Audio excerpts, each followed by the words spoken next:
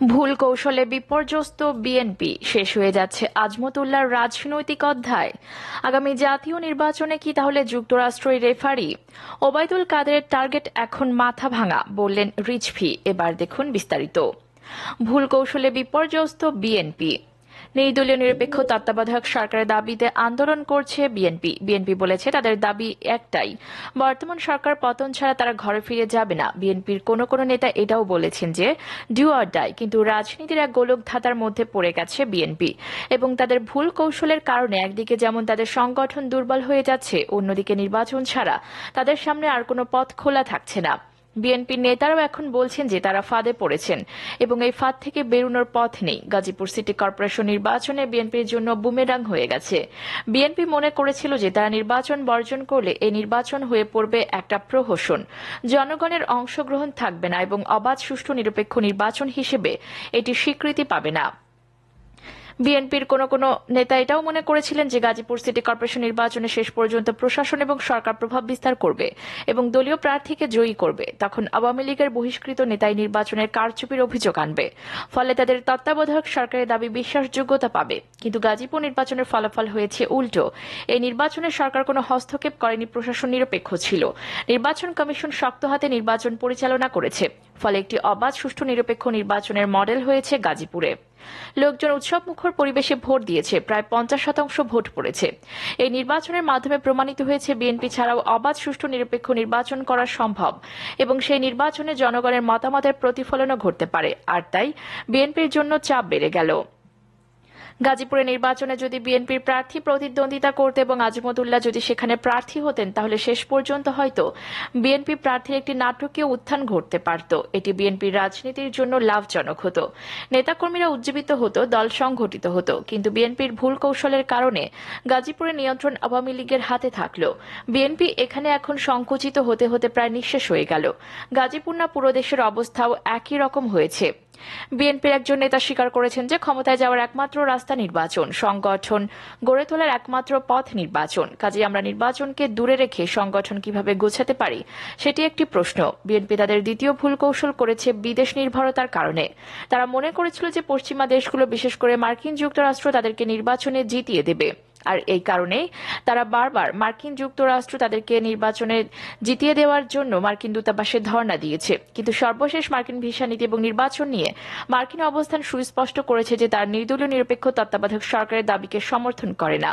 এমনকি কোনো দল নির্বাচনে অংশগ্রহণ করলো না করলো সেটি নিয়ে তাদের মাথা ব্যথা নাই বলে তারা সাফ জানিয়ে দিয়েছে। তারা দেখতে চায় একটি উৎসব মুখর অংশগ্রহণমূলক নির্বাচন। গাজীপুরে নির্বাচন সরকারের জন্য একটি সম্ভাবনার দুয়ার খুলে দিয়েছে। বিএনপিকে বাদ দিয়েও বিভিন্ন জনপ্রিয় ব্যক্তি দলকে নিয়ে একটি উৎসব মুখর, অবাধ, সুষ্ঠু, নিরপেক্ষ নির্বাচন করা যায়। বিএনপি যদি নির্বাচনে না আসে, তাহলে সরকার সে পথে হাঁটবে এবং সে নির্বাচন অগ্রহণযোগ্য হবে বলে রাজনৈতিক মহল মনে করছেন না।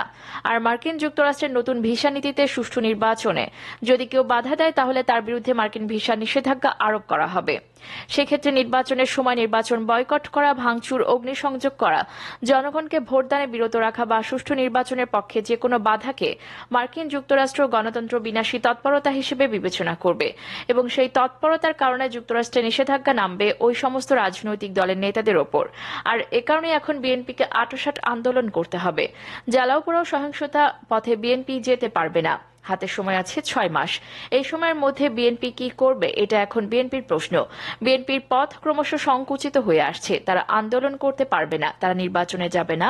তাহলে বিএনপি কিভাবে নির্দলীয় নিরপেক্ষ তত্ত্বাবধায়ক সরকারের দাবি আদায় করবে, এই প্রশ্ন উঠেছে এখন বিএনপির মধ্যে। অপরদিকে শেষ হয়ে যাচ্ছে আজমত উল্লাহর রাজনৈতিক অধ্যায়। আওয়ামী লীগের ত্যাগী পরীক্ষিত নেতাদের অন্যতম একজন শিক্ষিত সজ্জন ব্যক্তি আদর্শের প্রশ্নে কখনো আপোষ করেননি দলের এই দুঃসময়ের সাথী। বিপুল জনপ্রিয়তা ছিল গাজীপুরে, কিন্তু সেই আজমত উল্লাহ হোঁচট খেলেন। জীবনের এই শেষ সময়ে এসে এই হোঁচট তাকে কি রাজনীতি থেকে ছিটকে দিল? গাজীপুর সিটি কর্পোরেশন নির্বাচনের পর এই প্রশ্ন সামনে চলে এসেছে। আজমত উল্লাহ বলেন, আওয়ামী লীগের সেই সমস্ত পরীক্ষিত নেতাদের একজন যারা তিল তিল করে গড়ে বেড়ে উঠেছেন, সংগঠনের জন্য জীবনের সবকিছু উৎসর্গ করেছেন। উচ্চশিক্ষিত আওয়ামী লীগের এই নেতা ঢাকা বিশ্ববিদ্যালয় থেকে আইনে স্নাতক গ্রহণ করেছেন। আইনজীবী হিসেবে তিনি যতটা না জনপ্রিয়, তার চেয়ে বেশি জনপ্রিয় একজন রাজনৈতিক নেতা হিসেবে। একসময় গাজীপুরের অন্যতম প্রধান সংগঠক হিসেবে ছিলেন। গাজীপুর পৌরসভার চেয়ারম্যানের দায়িত্ব পালন করেছিলেন। তিনি গাজীপুর আওয়ামী লীগের অপরিহার্য এবং অবিসংবাদিত নেতা হিসেবে বিবেচিত হতেন, কিন্তু 2013 সাল থেকে তার রাজনীতিতে বিপর্যয়ের অধ্যায় শুরু হয়। একটা সময় মনে করা হতো গাজীপুর হল দ্বিতীয় গোপালগঞ্জ। গাজীপুরে আওয়ামী লীগের সংগঠন ছিল অত্যন্ত শক্তিশালী। প্রচন্ড দুঃসময়ে গাজীপুরের সংগঠন মাথা উঁচু করে দাঁড়িয়েছে। আওয়ামী লীগের অস্তিত্ব রক্ষার লড়াইয়ে গাজীপুরের ভূমিকা বিরচিত, আর সেই ভূমিকার পেছনে যাদের নাম বিশেষভাবে আলোচিত হয় তাদের মধ্যে অবশ্যই আজমতুল্লাহ অন্যতম। প্রয়াত নেতা আহসানুল্লাহ মাস্টার এবং আজমতুল্লাহ জুটি গাজীপুর আওয়ামী লীগ সংগঠিত করেছে, বিস্তৃত করেছে, এমন কথা আওয়ামী লীগের কেন্দ্রীয় নেতারাই বলেন। কিন্তু সেই আজমতুল্লাহর রাজনীতির কারণ অধ্যায় এখন সমাপ্তির পথে। 2013 সালে গাজীপুর সিটি কর্পোরেশন নির্বাচনে প্রার্থী হয়েছিলেন আজমতুল্লাহ, কিন্তু নির্বাচনে তিনি বিএনপি নেতা এম এ মান্নানের কাছে পরাজিত হন। এটি তাকে রাজনীতিতে কোণঠাসা করেনি, বিপর্যস্ত করেনি। এই সময় আস্তে আস্তে গাজীপুরের রাজনীতিতে উত্থান ঘটে জাহাঙ্গীর আলমের। জাহাঙ্গীর আলম ছাত্রলীগের রাজনীতি থেকে আওয়ামী লীগের কিছু গুরুত্বপূর্ণ নেতার সহচর্যে এবং আশীর্বাদে গাজীপুরের রাজনীতিতে প্রভাবশালী হয়ে উঠতে শুরু করেন। গাজীপুরের অন্যান্য নেতাদেরকে ডিঙিয়ে তিনি নেতাকর্মীদের কাছে জনপ্রিয় হতে থাকেন। অপরদিকে আগামী জাতীয় নির্বাচনে কি তাহলে যুক্তরাষ্ট্রই রেফারি? বাংলাদেশের আগামী জাতীয় সংসদ নির্বাচনে হবে এবছরের ডিসেম্বরে অথবা জানুয়ারির প্রথম সপ্তাহে। আর নির্বাচনকে ঘিরে যে রাজনৈতিক উত্তেজনা তা অন্যদিকে মোড় নিয়েছে। সাম্প্রতিক সময়ে মার্কিন যুক্তরাষ্ট্র কর্তৃত্বের আসনে বসেছে। বিভিন্ন রাজনৈতিক দলগুলোকে নিয়ে মার্কিন যুক্তরাষ্ট্র এখন আবার পুরনো রূপে ফিরে গেছে। বাংলাদেশের রাজনীতির নীতি নির্ধারক এবং বাংলাদেশের গণতন্ত্রের মোড়ল হয়েছে মার্কিন যুক্তরাষ্ট্র।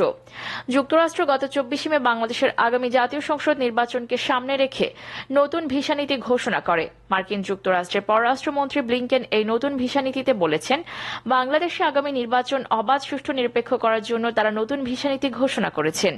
এই ভিসা নীতিতে ইমিগ্রেশন আইনের 212 ধারা প্রয়োগের কথা বলা হয়েছে।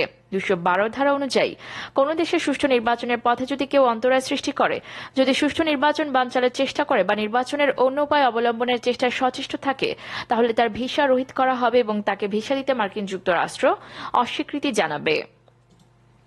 অপরদিকে ওবায়দুল কাদেরের টার্গেট এখন মাথা ভাঙা, বললেন রিজভী। আওয়ামী লীগের সাধারণ সম্পাদক ওবায়দুল কাদেরের টার্গেট এখন মাথাভাঙা বলে মন্তব্য করেছেন বিএনপির জ্যেষ্ঠ যুগ্ম মহাসচিব রুহুল কবির রিজভী। শুক্রবার সকালে কেরানীগঞ্জে ঢাকা জেলা বিএনপি সমাবেশে হামলার ঘটনা প্রসঙ্গে তিনি এই মন্তব্য করেন। বিকেলে রাজধানী যাত্রাবাড়ির আইডিয়াল স্কুলের পাশে ঢাকার মহানগর দক্ষিণ বিএনপির জনসমাবেশ অনুষ্ঠিত হয়। সেখানে তিনি এই প্রসঙ্গে কথা বলেন। রুহুল কবির রিজভী বলেন, কয়েকদিন আগে ওবায়দুল কাদের বলেছিলেন না, আর আমরা চুপ করে বসে থাকব না। সকালে কেরানীগঞ্জে ঢাকা জেলা সমাবেশে গিয়েছিলাম। আপনার তৈরি করা ক্যাডার জেলা বিএনপি সাধারণ সম্পাদক নিপুণ রায় চৌধুরীকে ইট ছুঁড়ে মাথায় আঘাত করেছে। সে হাসপাতালে মৃত্যুর সঙ্গে পাঞ্জা লড়ছে।